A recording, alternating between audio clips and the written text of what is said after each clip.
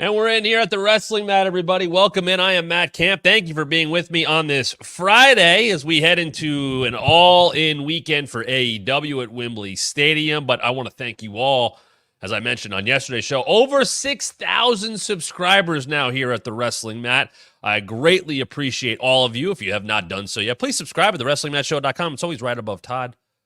Hello, Todd. Hey, what's up, buddy? Fist pound. There you go. You can subscribe at thewrestlingmatshow.com. Please leave a comment. I'm always answering the comments. Please share with anybody, your friends. Turn those notifications on. You won't miss a thing about what we have going on here at thewrestlingmatshow.com. But make sure, as we move closer to next week, that on Monday, you want to be part of what we have going on here at thewrestlingmatshow.com. Not just because, I should say, we have a weekly, or daily, should I say, show every 1 o'clock, every single day at 1 Eastern. I have so much going on, I can't even think. 1 p.m. Eastern, we're here every single weekday. And we're going to be doing that on Monday. But in addition to that on Monday, we are going to be doing a members-only live chat. If you have any question and want it answered, if you're a member, show up. As soon as we're done at 1 o'clock Eastern on Monday, we're going right into the members-only live chat. And if you want to be a part of that, and you're going, Matt, how do I do that? You can go to thewrestlingmatshow.com. You can join down below, or you can hit this right here. Look at this. Right above Todd, Matt Camper, or the Matt Event level, all available to you. And look what you get. You get so much here.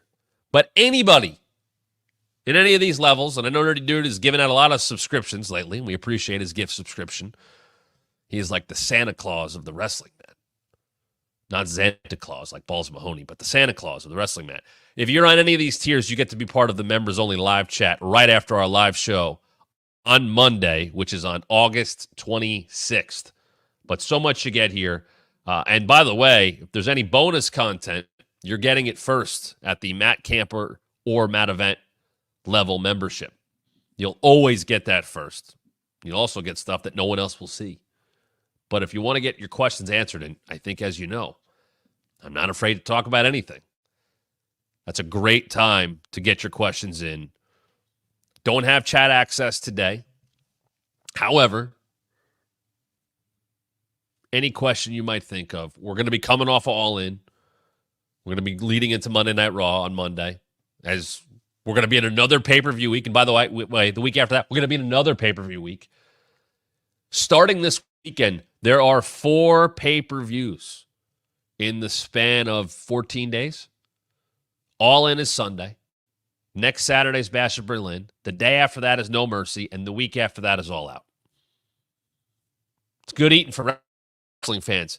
And if you care about American football, that's going to lead into all that as well. There's a lot going on right now. A lot to sink your teeth into as a pro wrestling fan. A lot for us to talk about here on the Wrestling Mat. So happy to have you here today.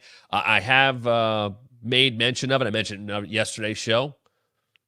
Because we are over 6,000 subscribers, because we have made such great progress, and most importantly, because of your support for this show and for me, this show has a chance to do now more. I've had a few conversations that are, stuff is signed already. It's not even about the conversation anymore. A contract is signed.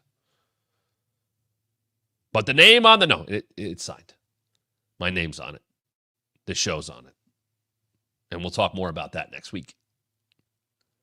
But I will tell you, nothing is changing about the show whatsoever. Not a single thing is changing about this show. About how we do it. You might get more, but nothing's changing about how we do this show. The topics will continue. The reviews will continue. The questions will continue. The interviews, when we make them happen, will continue. It's just adding a little bit more to the whole Wrestling Mat show as a whole. And I thank all of you for that. You are getting us noticed. You're getting us noticed to the point that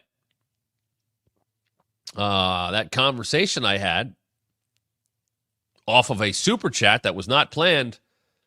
Oh, was that heard all over WWE? Oh, to the responses I got. The responses I got, hey, you could have said more. I'm glad you got that off your chest. You popped all of us. What do you mean all of us? And by the way, the career advice in the comments section, I'm just taking notes every day. I can't believe that so many people are willing to give such valuable advice to me in the YouTube comment section. LinkedIn, who needs it? TED Talks, get out of here. No. I wake up in the morning and I open up our comment section. I go, my life's about to change. I'm going to be just fine. This guy with a bunch of numbers and names, letters in his name, told me what to do. He also called me bitter. Now I know. But seriously, that YouTube comment section, there's some gold in there. On how to handle your life. The comments. Anybody who says don't read the comments, read the comments. You'll feel so much better that you're not some of those people. I will say, in legitimately all seriousness, I have been happy to see such active discussions on our comments. Good discussions, because that's what the majority of them are. The Montez Ford conversation is still going on. That comments section is the hottest one we have going. A lot of opinions in there. I've responded to just about all of them. I was, and in a much lighter and happier note, we did the episode earlier this week. Go back and check everything out at thewrestlingmatchshow.com about my top 5 favorite wrestlers growing up. And I loved seeing the chat live for that show as it aired the first time this past Wednesday. Available for everybody now at thewrestlingmatchshow.com. I loved seeing the comments after the fact about people sharing their lists. Hey, Matt, I'm older than you, but I got you by 10 years. But actually, Bayley and Sami Zayn are on my list. Edge is on my list. And, you know, Edge is one of those it's not as much childhood as it is now, where for someone like Edge, Adam Copeland, hopefully he continues to heal from his injury. That is someone who had his big, start of his run in, 98. And I vividly remember his entire, I was old enough to appreciate his entire career. I was 5-6 years old when, WrestleMania 6-7 happened. There's people who's WrestleMania 1, Hulk beat Sheik on January 23rd, 1984. I was born a year later. Exactly 1 year later. Yes, I'm a 1, 2, 3 kid. Like him?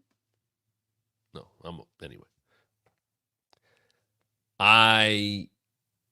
There's careers I caught up on after the fact. But the careers that I remember everything about because I was old enough to see and remember the debut and everything. Edge is one of those guys to me. We'll do an Edge episode one day because my experience with Adam Copeland is nothing but good because he is a very good guy. You hear me talk about the good dudes that I work with?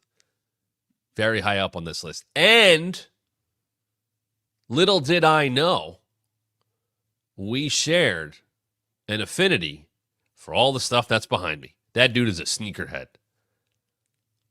I'm going to share a story one. We'll do something on him. Maybe if you guys want to hear that, please let me know. Comments here, live or after the fact. Please let me know when we should do an Edge episode. If we should do it soon, that could be one of our standalone evergreen episodes we like to do. On a day we're not reviewing a show or it's a slow news day, I'll do a full Edge episode. But I want to tell the story on that episode of why Jordans and stuff mean something to him and why we saw him wearing them on TV for a while when I was pointing them out. Oh, he's wearing these 4s or these. There's more to that I wouldn't have expected. And admittedly, I judged Edge incorrectly when he was wearing the sneakers. Because believe me, there are people that absolutely are posers that wear those. Champions that wear sneakers that don't know what the hell they're wearing because they think it's the cool thing to do. I have seen it. Seen it in both companies, both the two major companies. It happens. I'm not saying people have to know everything about their shoes, but it's very obvious when it's like, I'm supposed to be wearing these because these are cool. Not, I like these. Or I really like these, like me. Edge is not one of those people, and I misjudged him on that, and I feel badly about that. And I actually think I told him that. But that's an episode for another time.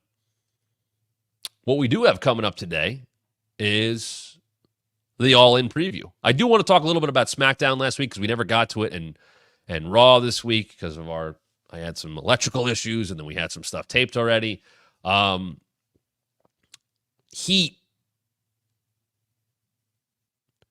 Heat is a good thing when done correctly. Heat can make an opponent that needs to be... Oh, no, I'm doing the thing where I don't talk so fast. Sorry, guys.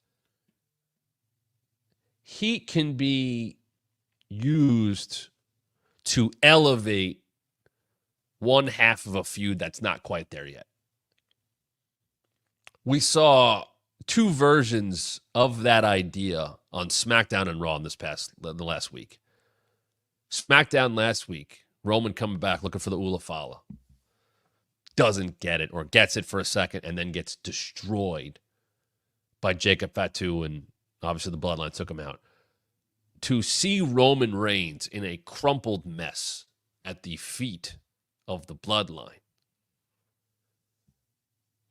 because we've seen so many other people in that pose, whether it be the current version of the Bloodline or, more importantly, Roman's version of the Bloodline. That's a very powerful statement to make. It's a very powerful image. We saw what he did at SummerSlam. We saw what he did days later when he came back at SmackDown. The second SmackDown, he is back. Looks like he's going to do it again, and they don't let it happen. And now they look more on the level. No one's on Roman's level. But with what they did to Roman, it put them on a higher level that they need to be on. It's got to be close to an even playing field. And with Roman as a babyface, that's got to happen. Would Roman eat a finisher here or there and in feuds? Of course he did. All that. I'm talking about laid out, messed up. We beat you down. And there may still be people go, I don't care. I don't believe it. Roman's not getting, these guys aren't going to keep Roman down. And that's fine. It is an uphill battle when you have someone with that kind of presence. I refuse to say aura because it's such an overused term now for people that don't even have it. Roman Reigns has aura. It's a very short list of people that have aura. Not every person who does something decent on a wrestling program on one of the days of the week. Here, no one in NXT has aura. No one. Zero. None. And nor should they. They're in developmental. Joe Hendry doesn't have aura. It's a different level. Stop using that term. It's like GOAT. I hate that one. Stop saying it all the time. Not everybody's a GOAT. The greatest of all time is not a multiple choice thing. It's not multiple answers. Good God, do people ride like crap like that into the ground?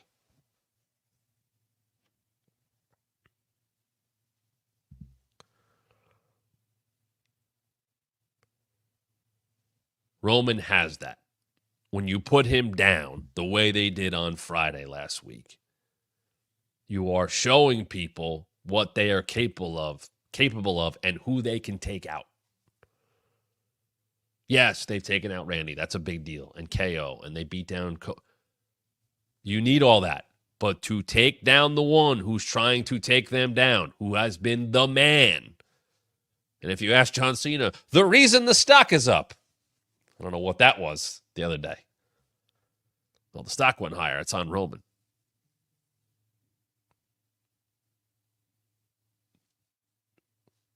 When did wrestling become about stock prices? Anyway, according to John Cena, the man who moves the stock price up got laid out by the bloodline. The new bloodline, the current version, whatever you want to call it. That was necessary. Or else, if he takes them out again, they're not viable counterparts. They're not viable opponents. Can any of them beat Roman one-on-one? Probably not, but Jacob Fatu all of a sudden looks even better because of what he did. That goes a long way. And on Monday, what do we see? We saw the new version of the Judgment Day with Rhea and Priest at their feet. They got a lot on that group for 2 weeks.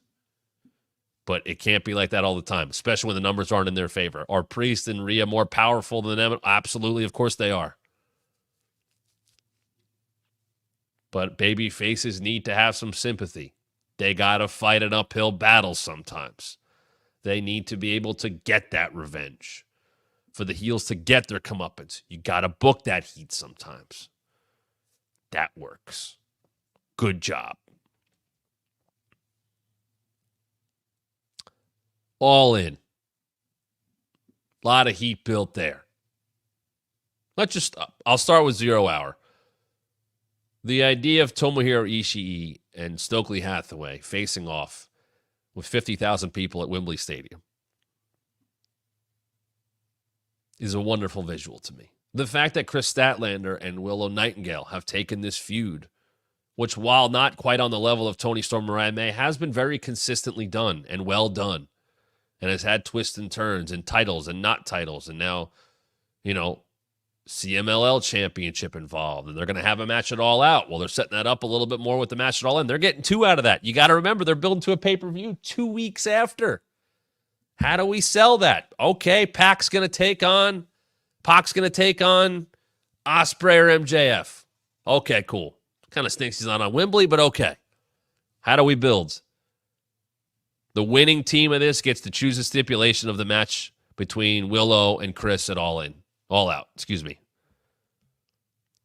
Stokely losing it for Chris makes a lot of sense.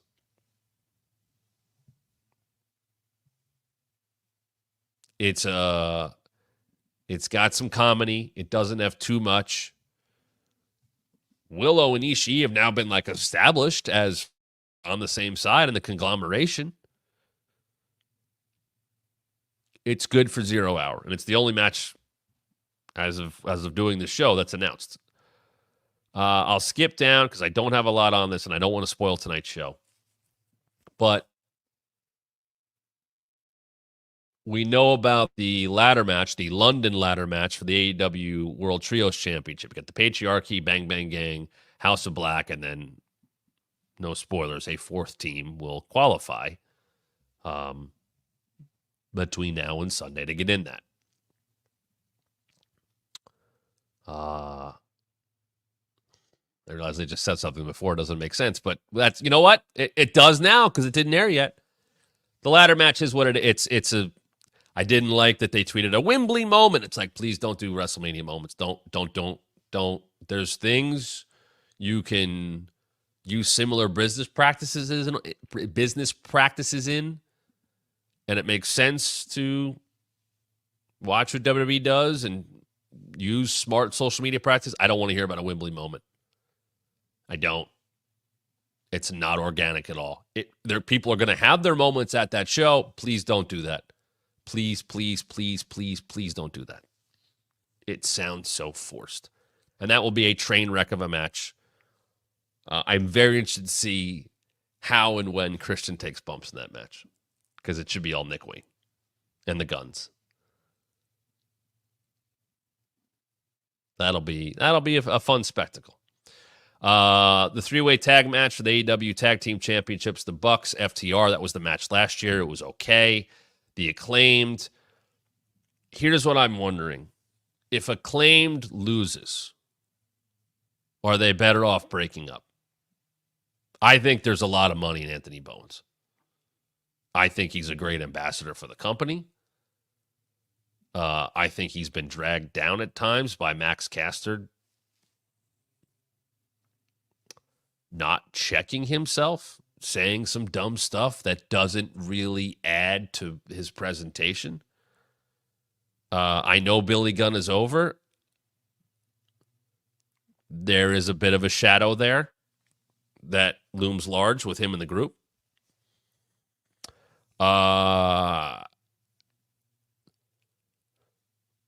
Still don't love the lack of explanation of what the power structure is and what power the Bucks have and all that stuff, because it's never really been explained.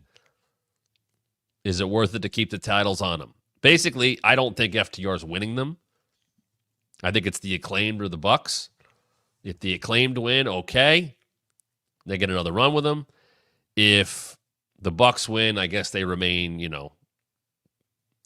the annoying tag champs who are super powerful. Should be a fine match. I can't get much more excited than that. FTW Championship, Jericho and Hook. If Hook loses, he can't go after the title again. The title has been a trophy the entire time. It is not the FTW title of ECW. It is a trophy that has been more of like a character enhancer. Ricky Starks or Hook. This feud with Jericho. Like, I don't think anybody cares about the FTW title. And they've tried to and I appreciate what Excalibur's done. Hey, Taz, it's really going to bother you. And Taz always it's not what I came up with. Like, he's almost kind of going this isn't it, but it fits within the story. Jericho's always going to be on this show. Fozzy was performing. We know that. Problematic voice seems to be gone. Hook should get his comeuppance and win. And I'm kind of hoping they retire the title and just be like, listen, I don't need this around anymore. I'm going to put it back at home. I have saved the legacy of the FTW title, and now we're going to leave it that way. And I think Hook would be better off to not have that thing. I don't know where I'm at with him, because his lack of size is so obvious. They book him as dangerous. We know his lineage. But the thing with Taz was a tank. Taz had that tan. He had, there was a presence about Taz, and he was presented well. And Paul Heyman gets a lot of credit for that, as does Taz himself. I think they book Hook to be a badass baby face, and I think people like him, and I think he hits a lot of demographics that way. I still think it would be much better if he put on 30 pounds. You can wrestle Jericho looking like that. The bigger guys, it's a tougher sell. And he's still young, and he's listening to the right people. And I think for the most part, he's got the right people in his ear. And I don't think it's a mistake that Chris Jericho's wrestling him. I think that's Jericho wanting to. Whatever you think about that, for better or for worse. I would love to know what kind of market research they have on Hook. Is there really something to a big push there? And that's an honest question, because I don't have that answer. Let's talk about the Casino Gauntlet match for the future AEW World Championship match. Orange Cassidy's in. Mark Briscoe's in. Kyle O'Reilly's in. Hangman's in. Evil Uno was in, unless he got officially taken out. Is this a spot for Ricochet? Is this a spot for a Michael Oku? Is this a spot for, I'll throw Bobby Lashley's name out there. The thing is, only one person has to eat the pin in this match. So you could have a Ricochet or someone big debut, and they don't have to win, but they don't have to lose. Is this Hangman's match to lose? Is Jeff Jarrett in this match? That kind of stuff is all stuff you kind of have to think about. It's their match. I will say one thing, because I said it the last time I did this match. I think they have to explain it a little better. I would love a rules graphic, especially for a show that you would assume a lot of people are tuning into. Maybe some first-timers, maybe some people who haven't checked in on the product in a while. It's like the same thing with WrestleMania. People come back for Mania or the Rumble. And if they stick around, that's the key. And if not, see you next year. This is the kind of show that people, damn, Wembley Stadium, 50,000 people. I like wrestling. I'll watch that one. What's this match? I just want a better explainer. And if that's on 0 Hour, sure. If RJ and Renee and whoever else are talking about it, but I just get that you're proud of the match. It's a good concept. Just explain it to the people. Make it yours in every way possible. I said that the last time I do it. I'm saying it again now. It's a 9-match, as of now, pay-per-view with the mixed tag on the 0 Hour. That's a good number. That's not a typical AEW number. We'll see if that changes. But it's an intriguing match. And I am such a believer in pay-per-views having number one contenders matches on them, especially big shows. I do not understand why WrestleMania doesn't have number one contender matches on it or some kind of culmination of a tournament. I loved Money in the Bank being at WrestleMania. Sure, it's its own pay-per-view now, but I love the idea of people getting to the biggest show of the year. Like, you have a 2-day show. Why is there not a mini tournament happening to determine the next top contender? It means more. You're going to have a lot of grudge matches and rivalries, but you know what? Instead of forcing that sometimes, put some stakes on the line. I say this all the time. Stakes matter. King of the Ring. Don't know why they didn't announce it to the end. King of the Ring having stakes. Gunther wins King of the Ring. He becomes the world champion at SummerSlam, at the second biggest show of the year. Nia Jax wins Queen of the Ring. She becomes the WWE Women's Champion at the second biggest show of the year. Now the tournament has meant more. The Casino Gauntlet match for the AEW World Heavyweight Championship. Ospreay wins it. Doesn't pull the trigger on the Tiger Driver. He loses. With this one, look, we already know that Darby, who we'll get to in a second, has the Grand Slam Dynamite title match, whoever that'll be at the time, Swerve or Danielson. This is a future one. When does it happen? I don't need to kind of cash in on it. I don't want anything like that. That's been done to death. But there is a mystery about it, which is great. I didn't love that Roderick Strong got a world title match because he didn't make it into the gauntlet because the match ended before he was supposed to come in. I didn't like that. It put Swerve over a little bit more. But I like the idea of going, I was supposed to be in, or someone's music hitting and a pin happens. Imagine that happens to Hangman. You want to see a guy get driven even further? Imagine he can't get in the match in time, or his music hits and the finish happens. And now, once again, he's been blocked from getting to Swerve. That's a great thing to do to a heel like him in the position he's in. Think about a babyface who's been trying to get to a title match. And I'm not saying it for this finish. I'm saying it for a future match. Trying to get to a title match. Can't get there. Oh, looks like he's got somebody attacks him in the aisleway. He recovers just in time to watch someone else win the gauntlet. And once again, his chance at getting to the AEW World Championship has been foiled. I could see Hangman losing his shit if he doesn't enter in time or doesn't make it to the ring in time and realizes, oh God, it happened again, and he's driven further into madness. That feels like what could be the backdrop for this match. A coffin drop could be coming in a coffin match for the AEW TNT Championship. I appreciate the branding. Coffin match. Don't call it a casket match. It happens in the other place. It's still a coffin. Jack Perry and Darby Allin are going to kill each other in this match. That's my expectation. That's clearly what Jack Perry, that's since last year, Glass and Hook and all that stuff, and everything he's done since then, he has put, like, that's what he is now. I'm going to do some crazy shit. I'm a heel. There is a similar level that they've gotten Jack Perry to with Darby of, yeah, I don't know if they care about their body. And they're going to do some sick shit to win a match.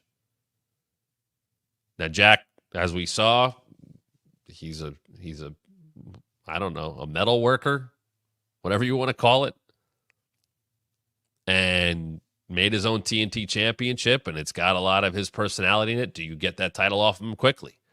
The other part is, do you want to beat Darby knowing he's got a world title match coming up soon in September?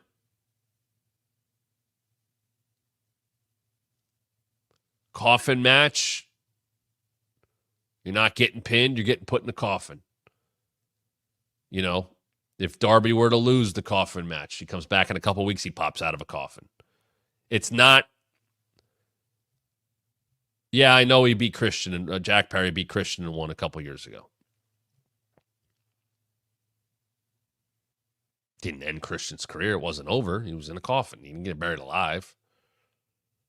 You can take a couple weeks off from that. How they book this finish will be interesting, knowing that Darby has that world title match coming up soon. Let's get into the two women's matches.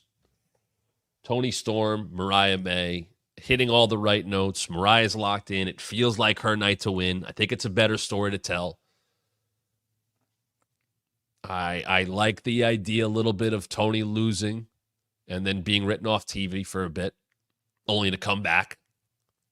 Not as old school Toni Storm, but as an evolved, timeless Toni Storm.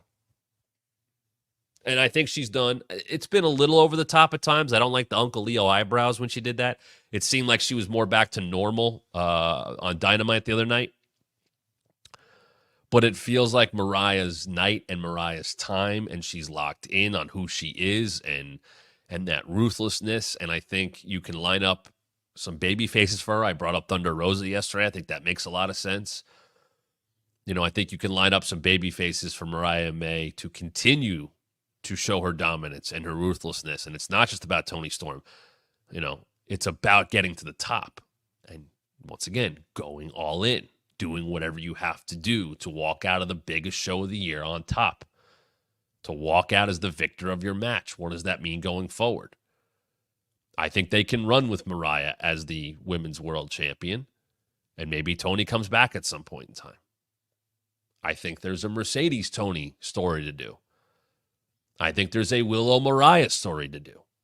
I think there's a Britt Baker Mariah story to do. There's a lot of mixing that can happen here, and I'm sure, you know, do you want to walk out of this show with two heel women's champions? There's a question about that. Is it Mariah and Mercedes? And I'll lead right into Mercedes because I think that with Camille by her side, she's nearly a lock to win, which is why I would have waited until the pay-per-view to have Camille arrive, because her size was going to elicit some kind of reaction. That's what they're selling, right? They're selling, oh my God, what she could do, what she could throw people around, and oh my God, she's huge, and she's wide, look at her shoulders, and how is Britt going to be able to win? You could have sold the hell out of that with a debut on the pay-per-view, but she's been established now for a few weeks. Does Britt find an equalizer in some way?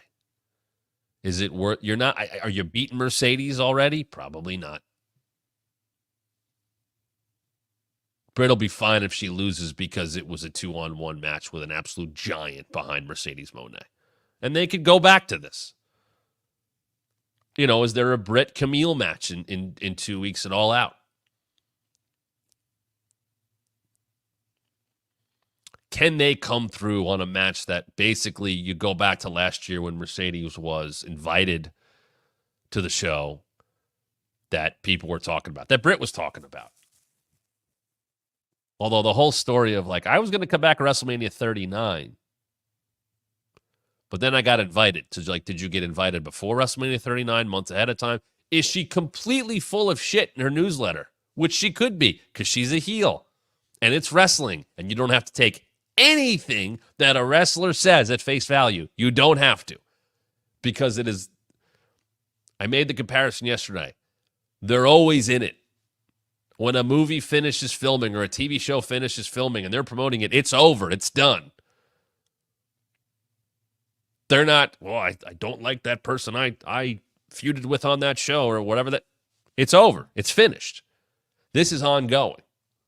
You're always doing it. You're always on television. You're always, depending on how you want to handle it, doing some kind of character work. So Mercedes, that whole story could be BS. Now, I heard the same things. I will tell you that. There were rumors of her coming back at WrestleMania 39. 100% there were. I would not have been shocked. I know it was being, talked about. I never heard any creative plans or anything like that, but there was a lot of talk of that. So maybe there was kernels of truth in it. But she didn't come back. And, we saw what she did and what she had to battle back from.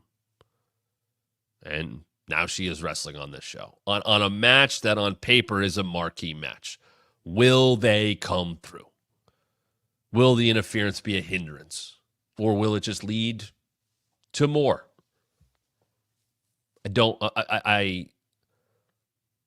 Mercedes is so good. When you ship all the other, the CEO stuff and the outfit, like, she is really good. It's funny because as a character, she's a great heel. But in the ring, she dies like a babyface should. It's almost like she's got the wrong mix of characteristics. Like if she was a more natural babyface, because she's an extremely natural heel, I think her work would fit better.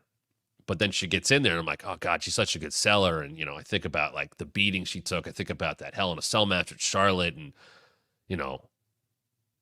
the stuff with Bayley where she was a great heel in the match. I mean, she can sell, but, because she's a little on the smaller side, you kind of feel bad for her in a way. And when she faces a bigger opponent, I said this with Willow and her, she sells so well.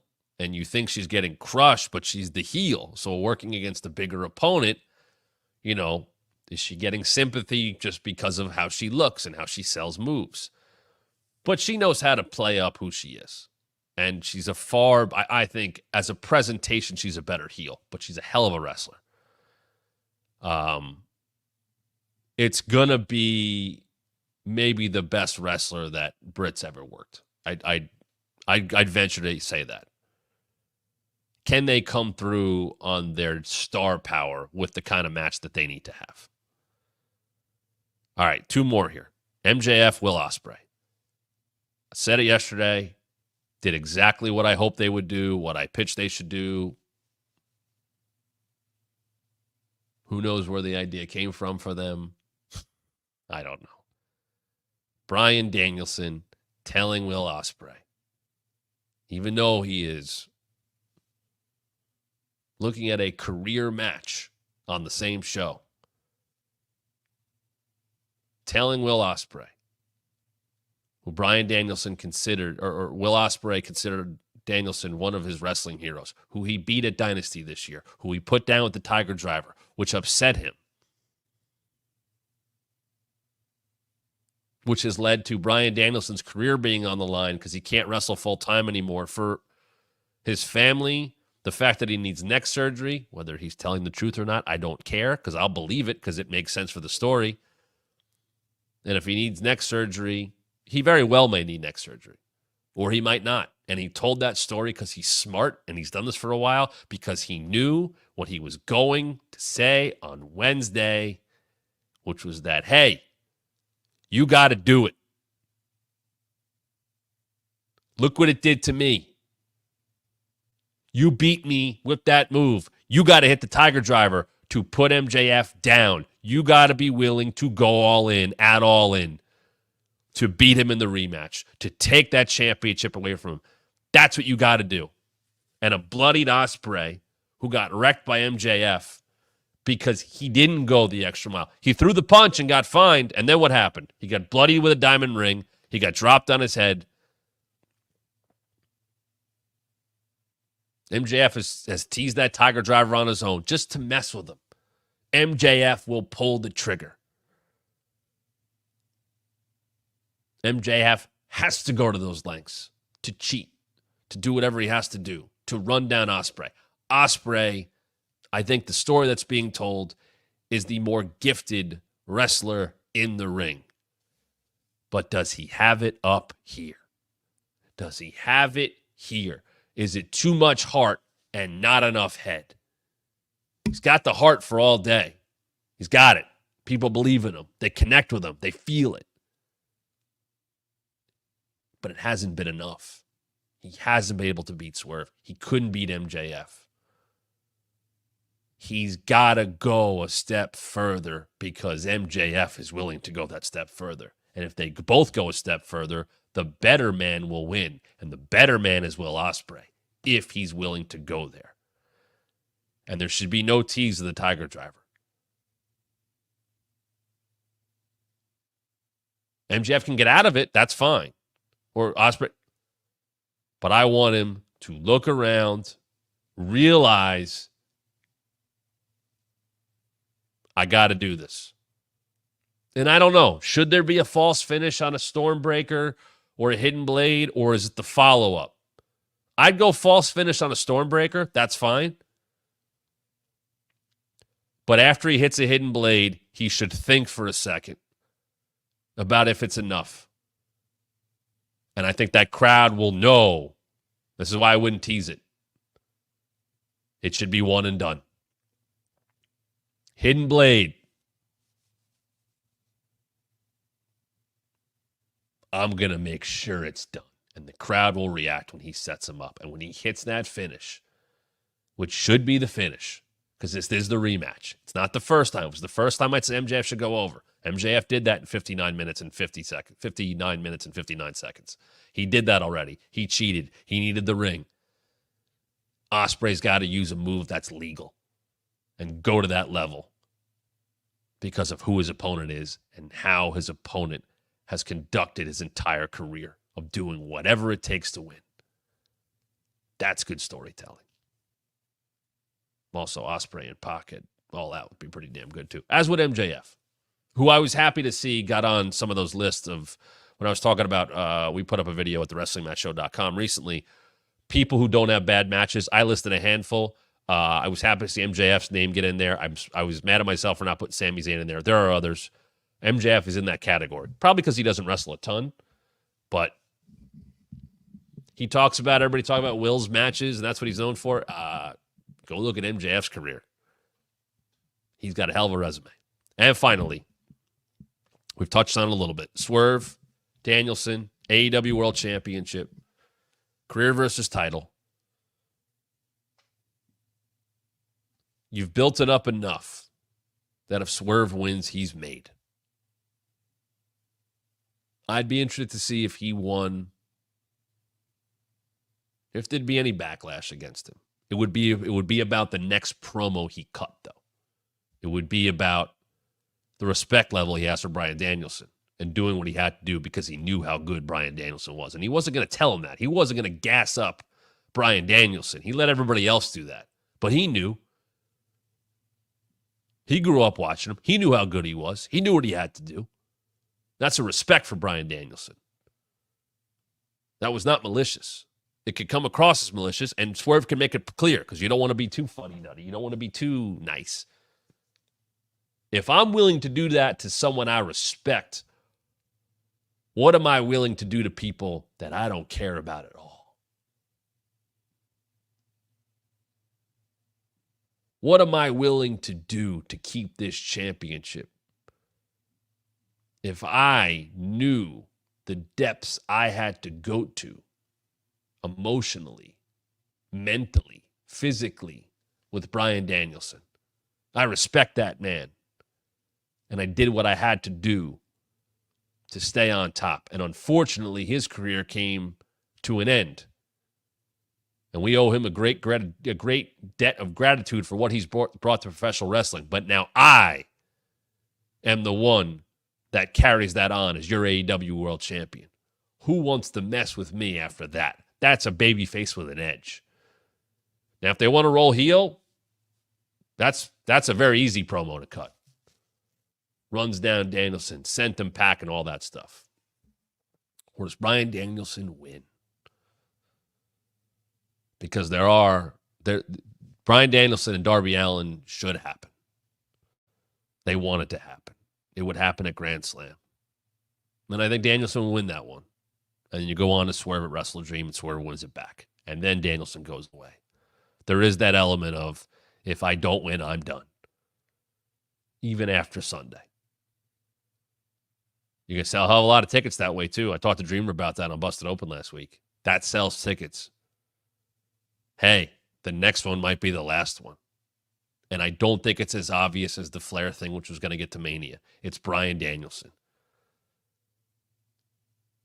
What if he wins and is done in New York and he doesn't get to Wrestle Dream and we celebrate his career at Wrestle Dream? I don't think that's going to be the case. I'm just saying I could see him thinking that way. And that is a ticket selling hook. Bryan Danielson's last match could be the next one. He should win because it wouldn't hurt Swerve at all. Because Swerve can beat him in Washington at Wrestle Dream, where both guys are from. But I hope there's a lot of hype. It's justified. It's maybe the greatest wrestler we've ever seen in Bryan Danielson. And a guy who in the last year has gotten his career to the point that he has been a credible and great world champion that wouldn't be hurt by a loss, that I would believe can get right back to that championship, who also has one hell of a story that has a lot of chapters left with Hangman Adam Page, who is the wild card in this match, whether he wins the Casino Battle Royal or not, Casino Gauntlet or not. He is a wild card in this match. And how does that play into it as well? It's a good card. I hope it stays at 9 on the main card. Most of the matches, 2/3 of the matches, have been very strongly built. And the top of the card is absolutely strongly built. I'm looking forward to talking to you guys about it on Monday. And don't forget, if you want to be part of the members-only live chat, that's going to happen right after our 1 p.m. episode on Monday. You can do that becoming a member at thewrestlingmatchshow.com. Any of these tiers get you there. Any of them. Right above Todd, Matt Camper, the Matt event. Love to have you here answering more questions. Hopefully you enjoy All In, SmackDown tonight. I'll be back on Monday to talk about wrestling even more right here. Where? On the Wrestling Mat. Have a great weekend, everybody.